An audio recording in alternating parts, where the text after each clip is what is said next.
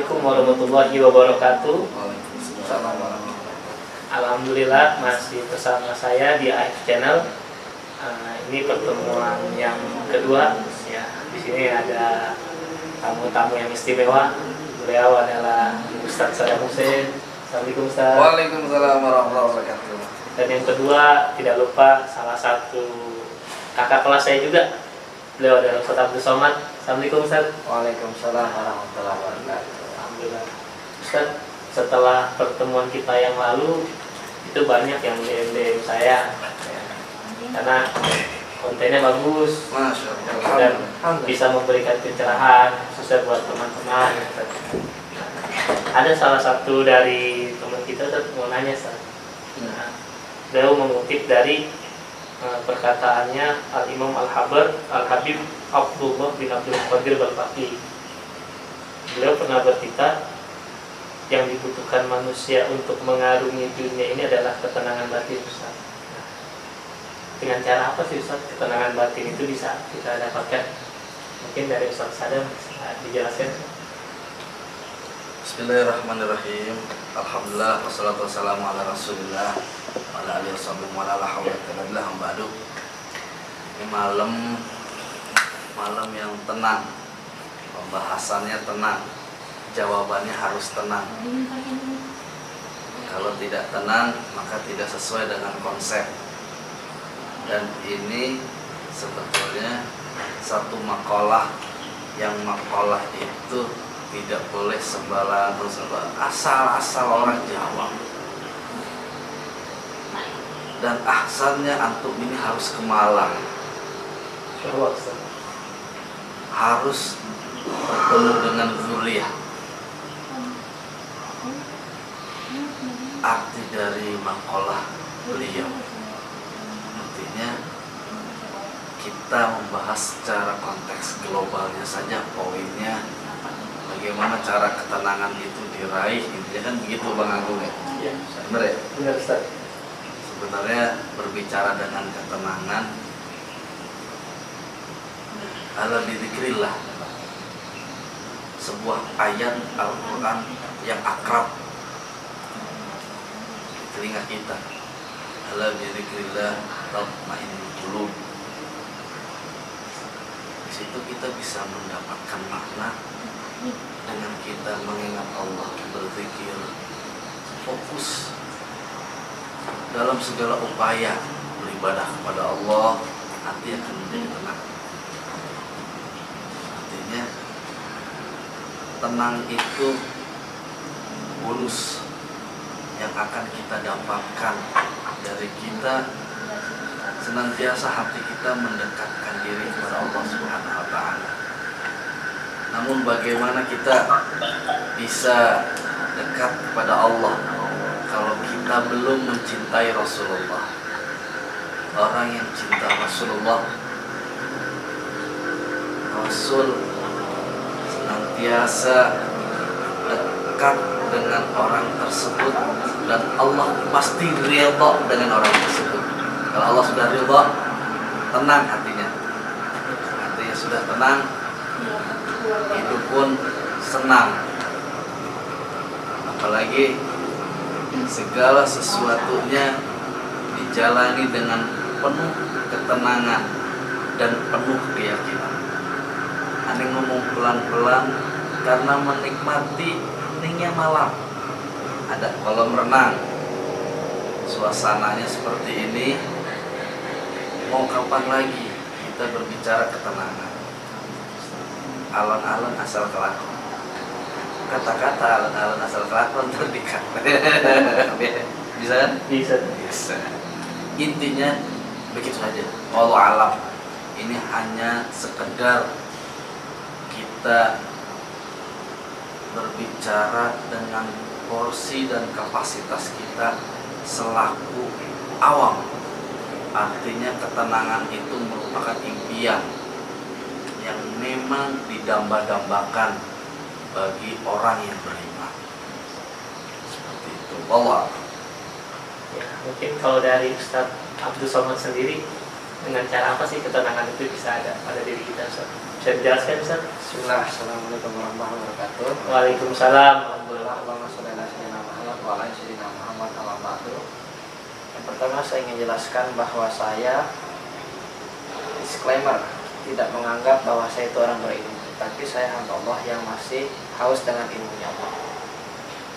Kalau melihat dari arti ketenangan itu, ketenangan adalah sebuah hasil yang kita peroleh setelah kita melakukan sebuah proses. Seperti hanya tentang kekayaan, kemudian sehat, kemudian istri cantik misal, ya, atau pekerjaan yang bagus. Itu adalah sebuah hasil yang kita dapatkan setelah kita berproses. Nah, proses apa yang kita kerjakan? Tugas kita sebagai manusia hanyalah bekerja dan berusaha. Khususnya kembali kepada firman Allah, "Wa ma khalaqtul jinna wal insa illa liya'budun." Dan tidaklah kami ciptakan manusia kecuali untuk beribadah. Nah, ibadah yang dimaksud di sini adalah bagaimana setiap langkah kaki kita, setiap pekerjaan kita jadikan ada nilai ibadahnya. Misal seorang suami yang pergi dari rumah meninggalkan keluarganya untuk menunaikan mencari nafkah untuk keluarganya, kalau diniatkan karena Allah akan menjadi ibadah, bukan hanya sekedar pamit pulang, yang pergi ya, dia hati-hati terus pulang, terus gajian, duit jadi kecil akhirnya ngeluh. Kalau kita niatkan keluar rumahnya kita sebagai seorang kepala keluarga yang nanti ketika di akhir bulan dapatnya berapa pun, karena kita berniatnya untuk bekerja bukan untuk mencari duitnya, ya, karena kita menunaikan tugas kita sebagai kepala keluarganya, itu hati kita akan tenang. Jadi kita nggak bakal pikiran kenapa gaji gue kecil, karena tugas kita hanya bekerja. Yang bekerja itu kita jadikan ibadah. Itu misalnya pun dalam keadaan hal lain. Saat orang ingin mendapatkan kepintaran, kemudian yang dia cari adalah kepintarannya, tanpa dia tahu bahwa pintar itu adalah anugerah yang Allah berikan kapan atau bagaimanapun terserah Allah. Tugas kita sebagai manusia hanyalah datang ke pengajian, datang ke pesantren, datang ke sekolah untuk mengarungi ilmunya Allah yang banyak itu, yang secara nggak langsung kalau misalnya kalau kita sungguh-sungguh dalam belajar, dikatakan dalam kitab Al-Mu'talim banyak syarat-syarat untuk kita mendapatkan ilmunya Allah. Nah, yaitu tugas kita adalah itu, belajar aja. Perihal nanti, kenapa makanya di sekolah itu ada orang bodoh, ada orang yang pintar, karena yang memberikan ilmunya itu adalah Allah. Nah, itu yang membuat hati kita tenang itu begitu, menurut saya. Jadi bagaimana mengaplikasikan ketenangan dalam hati adalah hasil yang kita peroleh setelah kita melakukan proses yang tidak diniatkan untuk memperoleh itu. Karena tugas kita adalah berprosesnya, bukan tugas kita ketenangannya. Kalau kita melakukannya dengan proses yang sudah ditentukan oleh Allah melalui Al-Quran dan hadis, insya Allah hidup kita tenang. Satu. Yang kedua, kita harus selalu bersyukur. Banyak manusia yang sudah bergaji besar masih melihat temannya baru beli mobil baru, akhirnya dia ngiler. Nah, kurang bagus apa coba duitnya banyak begitu masih melihat aja yang tinggi. Ya, dengan kita menjelaskan bahwa kalau kita yang bersyukur, kita melihatnya keadaan atau situasi orang yang ada di bawah kita, bukan yang di atas kita. Mungkin dengan cara itu. Iya, dengan kita melihat tetangga kita yang baru beli kulkas baru, istri kita nanti pengen, "Pak, kenapa sebelah beli kulkas kita kagak bakal tenang hidup, begitu aja terus hidup." Gitu. Jadi apa yang kita punya, kita syukurin. Kan ada ayatnya, "Wa in syakartum azidannakum wa in kafartum min azabil syadid." Kalau kita bersyukur, Allah tambah. Kalau nggak bersyukur, azab Allah sangat pedih. Gitu. Mungkin di dunia kelihatan nih mobilnya banyak, tapi coba kita nggak tahu nanti dia hanya dia meninggal karena gagal jantung mungkin. Ya. Yang ketiga, kita menganggap hidup ini adalah sebuah ujian. Jangan kita jalan-jalan aja kita nggak tahu apapun yang diberikan Allah saat kita diberi musibah. Itu yang hal pertama yang diajarkan oleh Syekh Ali Jabir itu adalah bersyukur. Bersyukur Allah masih kita kasih kehidupan satu kali lagi dari ujian musibah itu, kita nggak jadi meninggal bisa. Gitu. Bersyukur dari kita yang misalnya bekerja susah payah terus kemudian kita nggak kaya-kaya, tapi di tetangga kita masih ada orang yang nggak punya rumah bahkan, ya masih ada gembel-gembel yang belum bisa makan. itu di situ kita bersyukur. Di situ kita anggap itu adalah ujiannya. Jangan kita jadikan hidup ini sebagai foya-foya doang. Itu nggak ada artinya. Jadi itu mungkin sekelumit dari saya. Kalau misalnya ada kesalahan, bisa nanti sharing-sharing lagi atau bisa dikoreksi bersama. Wallahu a'lam. Terima kasih. Terima kasih Ustaz Somad, Ustaz Sada. Jadi kesimpulannya pada malam ini Ustaz, untuk para pencari ilmu, untuk para santri dan para yang lain Ustaz, supaya kita bisa mendapatkan ketenangan batin. Ya, kalau berbicara thalabul ilm dalam menuju ketenangan itu pasang niat yang betul, pasang niat yang betul, jangan niat aneh-aneh, karena posisinya dengan niat yang bagus itu akan membimbing dan mendidik, artinya kita punya jiwa, melatih jiwa agar senantiasa dalam jalur para salafun saleh, yaitu jalur mereka yang memiliki hati la khauf wa lahum yahzanun. Jadi nggak ada khauf, mereka juga la yahzanun, artinya tidak ada khawatir. Khawatir artinya kalau aneh pergi nanti bakal begini, kalau aneh di sini nanti bakal begini. Dikit-dikit khawatir, dikit-dikit khawatir. Itu penyakit hati.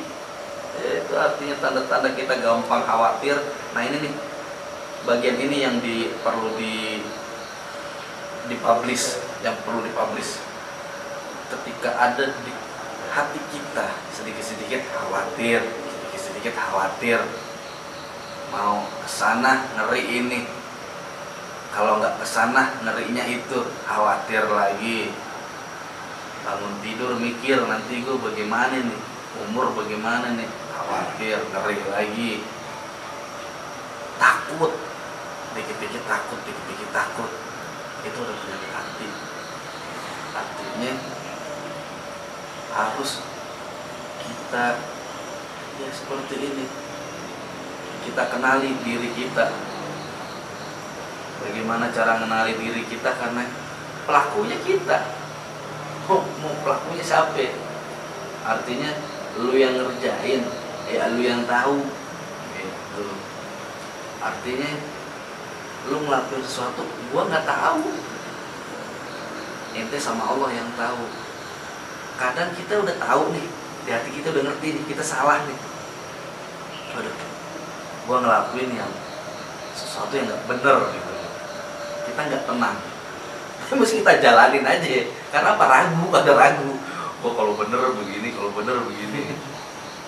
Jangan bilang pengalaman pribadi ya. Karena posisinya ketika ada rasa ragu itu, yang topik kemarin kita obrolin. Iya. Jadi kita tahu, oh ternyata titik tenang yang bisa kita temukan itu seperti ini. Kita harus kembali ke jalur yang sudah kita pernah dapatkan ilmunya, berjalan di jalur ilmu.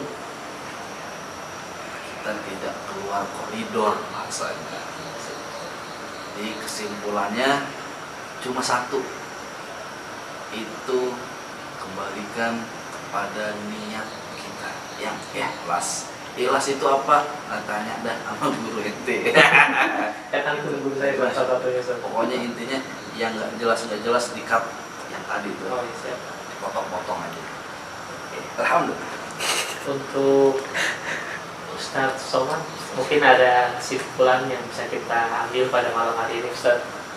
Sedikit saya ingin simpulkan bahwa mengutip dari ungkapan guru kita Syekh Al-Kafir Al-Habisakil Mahdi Bisyarwat Al-Musalim, bahwa hidup itu mesti ada perhatian.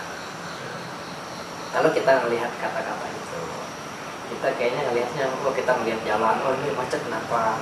Jangan jauh-jauh. Hidup itu mesti ada perhatian dulu terhadap diri sendiri dulu. sudahkah amal ibadah kita atau pekerjaan kita jadikan sebuah ibadah?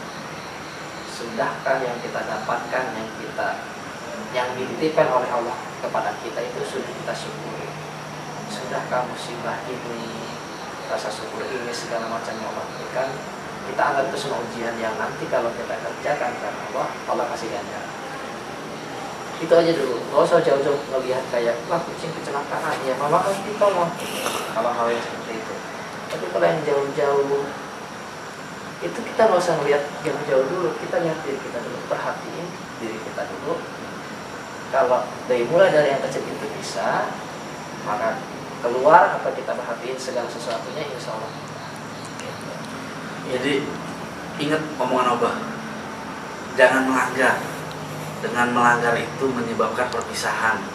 Dengan melanggar pasti hati nggak bakal tenang. Mau melanggar peraturan apapun, melanggar perintah pondok, melanggar aturannya Allah, pasti hati nggak bakal tenang. Bagaimana hati bakal tenang? Jangan melanggar. Yang lempang-lempang aja. Kalau ada bengkok, jangan dilanjutin, lempang. Jangan melanggar. Jangan melanggar. Jadi al-mukhalafatu sababul firaq. Yes. Gitu saja. Yes, that's right. Terima kasih Ustaz Sadam dan Somat pada kesempatan malam ini sangat luar biasa sekali karena kita sudah mendapatkan apa yang sudah tadi rekan-rekan tanyakan. Mudah-mudahan jawabannya ini bisa memberikan suatu ketenangan yang kepada yang tadi nanya kepada saya.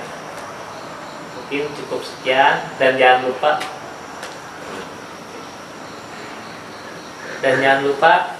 subscribe, like and comment subscribe di YouTube The Wahid dan di YouTube AF Channel.